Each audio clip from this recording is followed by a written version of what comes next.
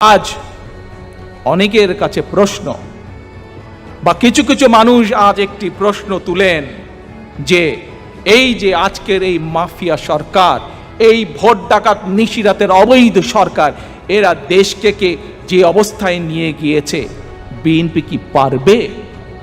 প্রশ্ন করে না প্রিয় ভাই বোনেরা?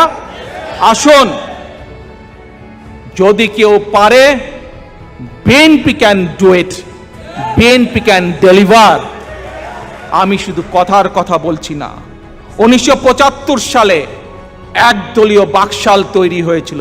সেই বাকশাল থেকে বহুদলীয় গণতন্ত্র কে করেছিল? বিএনপি, শহীদ জিয়ার নেতৃত্বে। বাংলাদেশের মানুষ সংসদীয় পদ্ধতিতে বিশ্বাস করে। 1975 সালে 4th অ্যামেন্ডমেন্টের মাধ্যমে সংসদীয় গণতন্ত্রকে বিলুপ্ত করে প্রেসিডেন্সিয়াল ফর্ম করা হয়েছিল। আবার 1991 সালে সেই সংসদীয় গণতন্ত্র কে করেছিল? খালেদা জিয়ার নেতৃত্বে বিএনপি করেছিল। প্রিয় ভাই বোনেরা, 1974 সালের বটমলেস বাস্কেট কে বানিয়েছিল? বটমলেস বাস্কেট, দুর্ভিক্ষের দেশকে বানিয়েছিল শেখ মুজিব তথা আওয়ামী লীগ। সেই বটমলেস বাস্কেট থেকে খাদ্য উৎপাদন দ্বিগুণ করে খাদ্য রপ্তানিকারক দেশ কে বানিয়েছিল? বিএনপি তথা শহীদ রাষ্ট্রপতি জিয়াউর রহমান। 1972 থেকে 1975 হোক, 1996 থেকে 2001 হোক, দেশকে ছিনতাই, রাহাজানি, ডাকাতি, অরাজক অবস্থা থেকে মুক্ত কে করেছিল? বিএনপি করেছিল।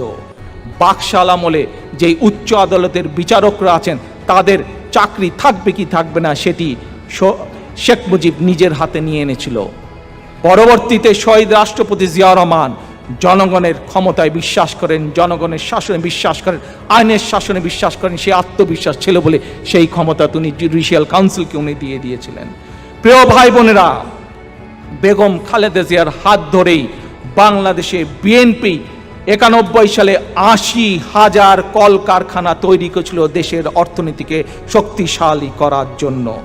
বিএনপি খালেদা জিয়ার নেতৃত্বেই বাংলাদেশকে এমার্জিং টাইগার করেছিল। বিএনপি খালেদা জিয়ার নেতৃত্বেই 5,000 টাকার কৃষি লোন মৌকুফ করেছিল, 10,000 টাকার কৃষি ঋণের শীত মৌকুফ করেছিল, 25,000 টাকা পর্যন্ত কৃষি জমির খাজনা মৌকুফ করেছিল।